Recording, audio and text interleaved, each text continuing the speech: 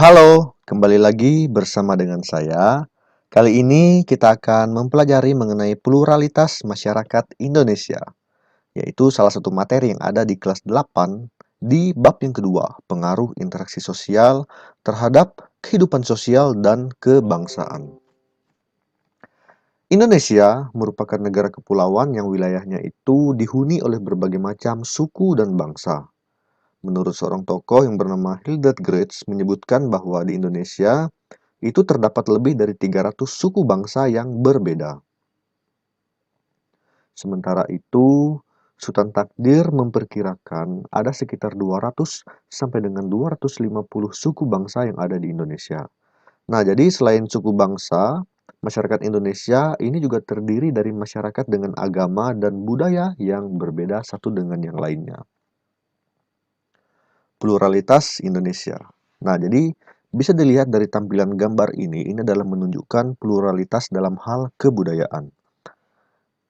Nah, jadi apa itu pluralitas? Jadi pluralitas itu sama dengan keberagaman. Keberagaman suku bangsa, keberagaman agama, dan lain-lain. Kemudian, keberagaman ini disebut juga sebagai pluralitas atau kemajemukan. Pluralitas atau keberagaman ini dapat pula disebut dengan kebehinikaan. Pluralitas atau keberagaman masyarakat Indonesia ini harus dihormati dan dihargai. Pluralitas justru menjadi pemersatu masyarakat Indonesia. Nah, jadi selain pluralitas ada pula yang konsep lain yang perlu kita ketahui yaitu konsep disebut dengan multikultural. Multikultural yaitu banyak atau beragam. Nah, jadi multikultural ini berasal dari dua kata yaitu multi yang berarti banyak dan kultural yang berarti budaya. Jadi, multikultural ini bisa berarti banyak atau beragam budaya. Masyarakat multikultural merupakan masyarakat yang anggotanya terdiri atas berbagai golongan, suku bangsa, ras, agama, dan budaya. Mereka hidup bersama-sama di dalam wilayah lokal maupun nasional. Nah, jadi pada masyarakat multikultural, perbedaan ini sangat dijunjung tinggi. Namun, hal itu tidak berarti bahwa ada kesenjangan atau perbedaan hak dan kewajiban. Masyarakat multikultural ini tidak mengenal perbedaan hak dan kewajiban antara kelompok minoritas dan mayoritas, baik secara hukum maupun sosial. Nah, jadi semua masyarakat ini memiliki hak dan kewajiban yang sama.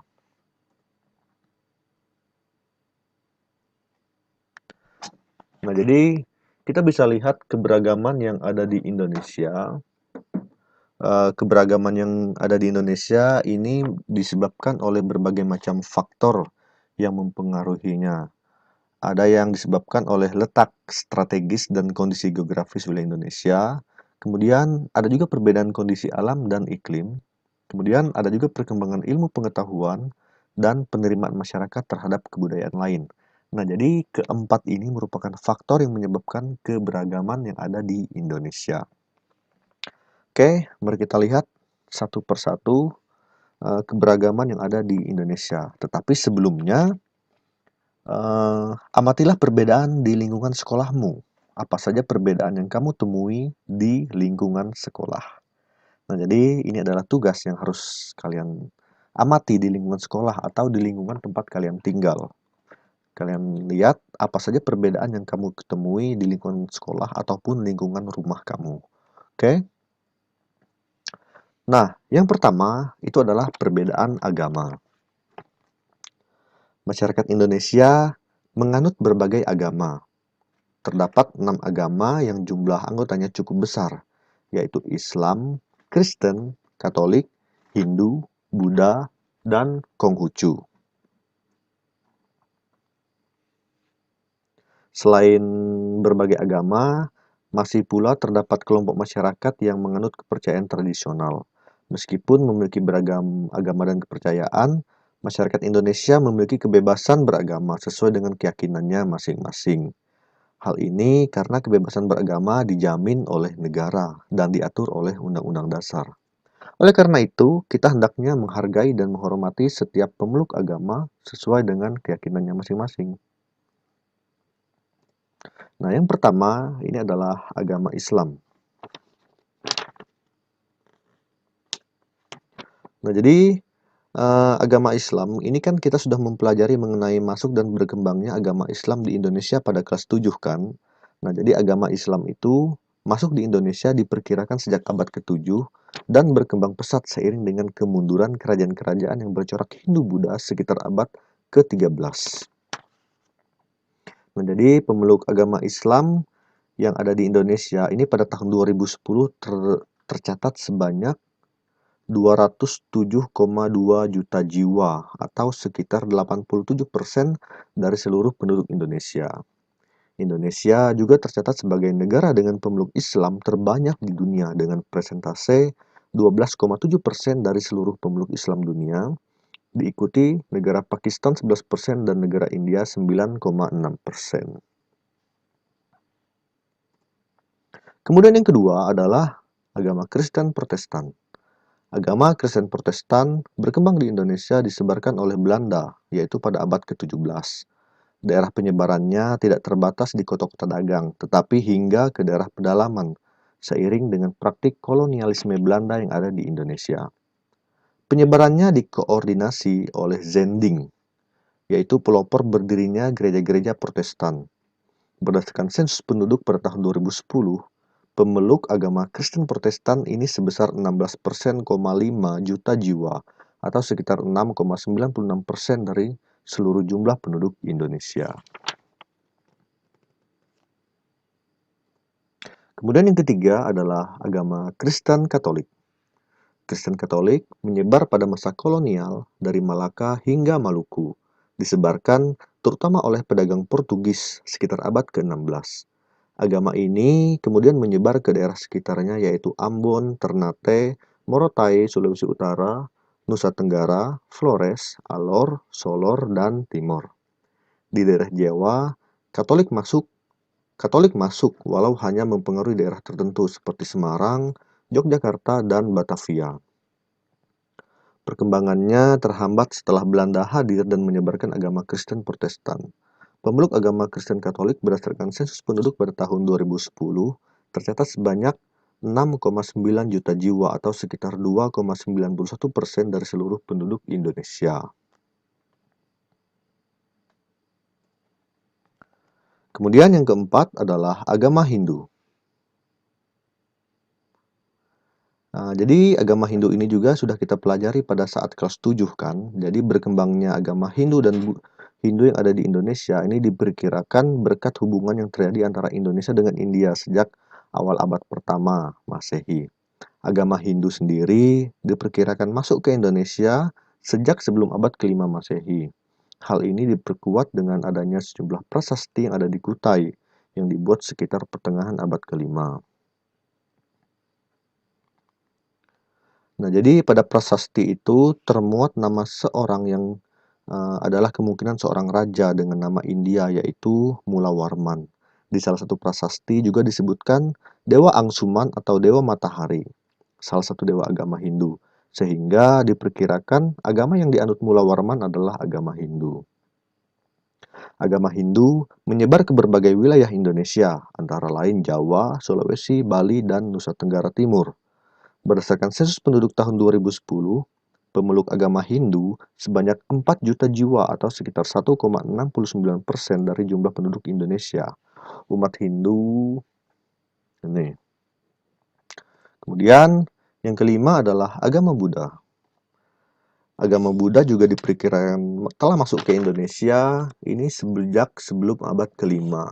Salah satu berita tertua tentang kehadiran agama Buddha di Indonesia ini berasal dari Tiongkok yang ditulis oleh Fa Hien pada tahun 414 Masehi.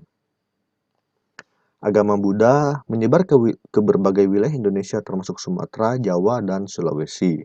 Berdasarkan sensus penduduk tahun 2010, pemeluk agama Buddha ini diperkirakan mencapai 1,7 juta jiwa atau 0,72% dari jumlah penduduk Indonesia. Yang berikutnya adalah agama Konghucu. Agama Konghucu diperkirakan telah masuk ke Indonesia sejak ratusan tahun lalu. terdapat kelenteng-kelenteng sebagai rumah ibadat para panganut Konghucu di sejumlah tempat di Indonesia. Misalnya, terdapat kelenteng Hong Tek Hian di Surabaya yang diduga dibangun pada abad ke-13. Kemudian, kelenteng Talang di Cirebon yang diperkirakan dibangun pada abad ke-15 dan kelenteng Jin De Yuan di Jakarta yang diperkirakan dibangun pada abad ke-17. Berdasarkan sensus penduduk tahun 2010, pemeluk agama Konghucu ini sekitar sebanyak 117.000 jiwa atau sekitar 0,05% dari seluruh jumlah agama yang ada di Indonesia. Kemudian yang kedua adalah perbedaan budaya.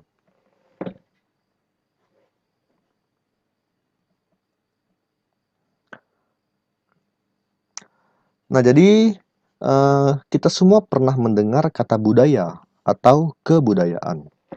Kata kebudayaan ini berasal dari bahasa Sanskerta yaitu budaya, yaitu bentuk jamak dari budi yang berarti budi atau akal.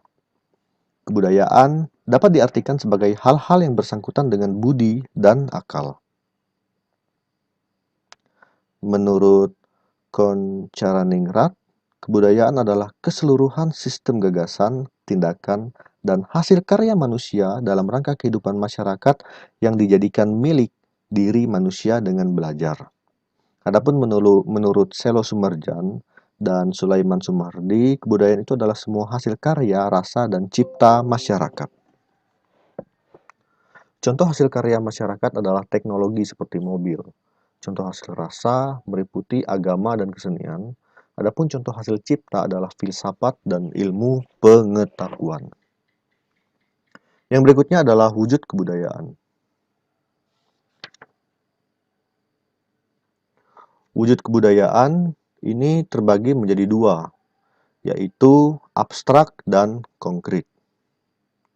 Kebudayaan yang bersifat abstrak ada di dalam pikiran manusia, sehingga tidak dapat diraba atau difoto. Contohnya, ide, gagasan, nilai, norma, peraturan, dan cita-cita. Kemudian yang kedua adalah kebudayaan yang bersifat konkret, yaitu kebudayaan yang bersifat konkret wujudnya berpola dari perbuatan dan aktivitas manusia di dalam masyarakat. Kebudayaan jenis ini dapat dilihat, dapat diraba, dapat diamati, dapat disimpan ataupun dipoto. Contohnya perilaku, bahasa, dan materi. Jadi perbedaan dasar antara kedua kebudayaan ini adalah di mana kebudayaan abstrak itu adalah kebudayaan yang tidak dapat diraba atau difoto, sedangkan kebudayaan konkret ini adalah kebudayaan yang dapat diraba, dapat dilihat, dapat diamati, dapat disimpan, dan dapat dipoto. Jadi itu adalah perbedaan antara kebudayaan konkret dan kebudayaan abstrak. Yang berikutnya adalah unsur-unsur kebudayaan. Nah, jadi unsur-unsur kebudayaan ini terdiri dari 7 jenis unsur kebudayaan. Menurut Clyde Kluckhohn menyebutkan ada 7 kebudayaan. Yang pertama adalah wujud yang pertama adalah peralatan dan perlengkapan hidup. Nah, jadi peralatan dan perlengkapan hidup ini contohnya pakaian, perumahan, alat rumah tangga, senjata, alat-alat produksi, dan transportasi. Itu adalah peralatan dan perlengkapan hidup. Kemudian wujud yang kedua adalah mata pencaharian dan sistem ekonomi. Ini misalnya pertanian, peternakan, sistem produksi, dan sistem distribusi. Kemudian wujud yang ketiga adalah sistem kemasyarakatan. Sistem kemasyarakatan ini misalnya sistem kekerabatan, organisasi politik, sistem hukum, dan sistem perkawinan. Kemudian wujud yang keempat adalah bahasa. Nah, jadi untuk bahasa, ini baik bahasa lisan maupun bahasa tulisan. Kemudian wujud yang kelima adalah kesenian. Kesenian ini adalah berupa seni rupa, seni suara, dan seni gerak. Kemudian yang berikutnya adalah sistem pengetahuan. Dan yang terakhir adalah sistem kepercayaan atau religi. Nah, jadi ini adalah ketujuh unsur-unsur kebudayaan. Yang berikutnya adalah penyebab perbedaan kebudayaan. Yang pertama adalah keadaan geografis. Kenapa sih keadaan geografis ini menyebabkan terjadinya berbagai macam perbedaan yang ada di Indonesia? Nah, jadi Indonesia ini terdiri atas ribuan pulau yang terpisah. Kondisi geografis ini mengakibatkan penduduk yang menempati pulau-pulau menjadi suku bangsa yang terisolasi satu sama lain.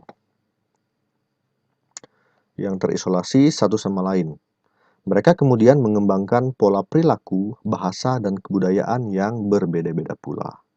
Kemudian yang kedua adalah pengaruh kebudayaan asing. Kenapa sih kebudayaan asing ini kok menjadi faktor penyebab perbedaan kebudayaan? Indonesia terletak pada posisi silang antara dua samudera dan dua benua. Kondisi yang strategis ini merupakan daya tarik bagi bangsa asing untuk datang hingga menetap di Indonesia. Ada yang datang untuk berdagang maupun menyebarkan agama yang dianutnya. Para pedagang beragama Hindu dan Buddha dari India dan Tiongkok, serta para pedagang Islam dari Gujarat dan India berdatangan. Kemudian, pengaruh Eropa dibawa oleh pedagang Spanyol, Portugis, Inggris, dan Belanda. Ini dia. Dari interaksi mereka dengan penduduk lokal, terjadilah percampuran kebudayaan. Akibatnya terbentuklah keberagaman ras keberagaman ras dan agama di Indonesia. Kemudian yang ketiga adalah keadaan iklim. Mengapa keadaan iklim menjadi penyebab perbedaan kebudayaan? Iklim yang berbeda antar daerah menimbulkan kondisi alam yang berbeda pula. Kondisi ini akhirnya membentuk pola-pola perilaku dan sistem kebudayaan yang berbeda satu sama lain. Jadi itu adalah ketiga penyebab perbedaan kebudayaan. Yang ketiga adalah perbedaan suku dan bangsa. Kita sudah mengetahui bahwa Indonesia itu memiliki beragam suku bangsa. Sensus penduduk pada tahun 2010 bahkan mencatat terdapat 1.128 suku bangsa yang ada di Indonesia. Nah, pada saat kelas 7 ini sudah dibahas mengenai daftar sebagian besar suku bangsa yang ada di Indonesia. Nah, jadi ini adalah daftar dan persentase banyaknya suku bangsa yang ada di Indonesia. Itu kurang lebih ada 31 kelompok suku-suku besar, tetapi di dalam kelompok suku-suku besar ini terbagi lagi berbagai macam anak-anak sukunya. Jadi ada sangat banyak, gitu ya. Nah, jadi menurut Koncaraningrat, suku bangsa adalah golongan manusia yang terikat oleh kesadaran dan identitas akan kesatuan kebudayaan. Kesadaran dan identitas ini seringkali dikuatkan oleh kesatuan bahasa. Kesatuan kebudayaan ini ditentukan oleh warga kebudayaan yang bersangkutan. Suku bangsa selain memiliki beragam jenis, jumlah dan ukuran populasi dari setiap jenis suku bangsa ini juga bervariasi. Nah, ini kita lihat berdasarkan sensus ini adalah suku Jawa itu adalah suku yang paling mayoritas yang ada di Indonesia. Bisa lihat persentasenya, kemudian suku Sunda dan berikutnya. Kemudian perbedaan pekerjaan. Nah, jadi untuk pekerjaan ini dibagi menjadi dua, yaitu pekerjaan sektor formal dan sektor informal. Sektor formal ini mencakup tenaga profesional, teknisi dan sejenisnya, tenaga kepemimpinan dan ketatalaksanaan. Kemudian tenaga tata usaha dan sejenisnya, tenaga usaha penjualan dan tenaga usaha jasa. Nah, jadi untuk bekerja pada sektor formal umumnya membutuhkan tingkat pendidikan yang memadai. Kemudian sektor informal, adapun pekerja yang ada pada sektor informal ini adalah orang-orang yang bekerja di lingkungan usaha yang tidak resmi atau lapangan pekerjaan yang diciptakan dan diusahakan sendiri oleh para pekerja, seperti misalnya wira swasta. Pekerjaan di sektor informal umumnya sangat mudah dimasuki, cenderung tanpa kontrak, tanpa formalitas, menggunakan sumber daya lokal, baik sebagai buruh ataupun usaha milik sendiri yang dikelola dan dikerjakan sendiri. Ukuran usaha kecil, teknologi seadanya, dan padat karya. Untuk bekerja pada sektor informal umumnya tidak membutuhkan tingkat pendidikan yang tinggi. Nah, jadi kemudian yang kelima, ini adalah bagaimana caranya mewujudkan masyarakat yang multikultural. Kita sadar bahwa masyarakat Indonesia ini terdiri dari berbagai macam suku bangsa dan ini akan sangat rawan timbulnya yang namanya konflik. Oleh sebab itu, masyarakat Indonesia perlu mewujudkan masyarakat yang multikultural melalui dua cara. Yang pertama adalah pendidikan multikultural dan tahap pemecahan masalah akibat adanya perbedaan budaya. Nah, jadi yang pertama adalah pendidikan multikultural. Seperti apa yang dibutuhkan, yaitu adanya pengakuan akan budaya lain. Nah, jadi pengakuan terhadap identitas budaya lain ini terkandung di dalamnya, yaitu suatu pengakuan terhadap kekuatan yang dimiliki, sehingga akan muncul sikap jujur untuk mengakui keunggulan yang dimiliki oleh budaya tersebut. Kemudian yang kedua, yaitu adanya adat dan tradisi adalah pengikat. Nah, jadi adat, kebiasaan, dan tradisi yang hidup dalam suatu masyarakat ini merupakan tali pengikat kesatuan perilaku yang ada di dalam masyarakat. Dan yang ketiga adalah mengakui kemajuan budaya lain. Kemajuan-kemajuan yang diperoleh oleh kelompok-kelompok tertentu di dalam masyarakat ini dilihat juga sebagai sumbangan yang besar bagi kelompok yang lebih luas seperti negara. Nah, jadi ini adalah ketiga hal yang harus kita lakukan dalam hal pendidikan multikultural. Kemudian yang berikutnya adalah tahap pemecahan masalah akibat perbedaan budaya. Nah, jadi untuk mewujudkan masyarakat multikultural yang hidup dalam suasana harmonis, diperlukan beberapa cara untuk memecahkan masalah yang sering timbul akibat perbedaan budaya. Yang pertama adalah tahap orientasi. Jadi pada tahap ini, anggota kelompok saling bertanya dan saling memberi informasi. Diharapkan terhindar dari pemahaman atau pengertian yang keliru antar pihak yang berkepentingan.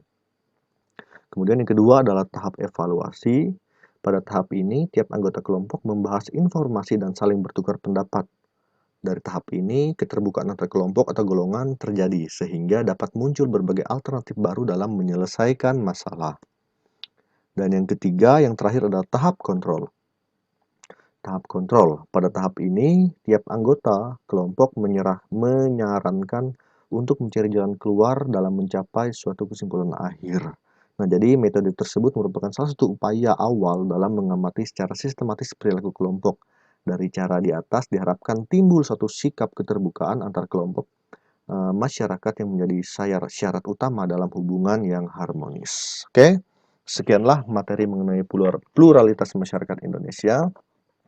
Mohon maaf apabila terdapat ada banyak salah penyebutan, salah kata, atau kekeliruan. Apabila ada kritik dan saran, silahkan komen di bawah. Saya akan memperbaiki kesalahan-kesalahan tersebut demi menciptakan pembelajaran yang baik. Terima kasih.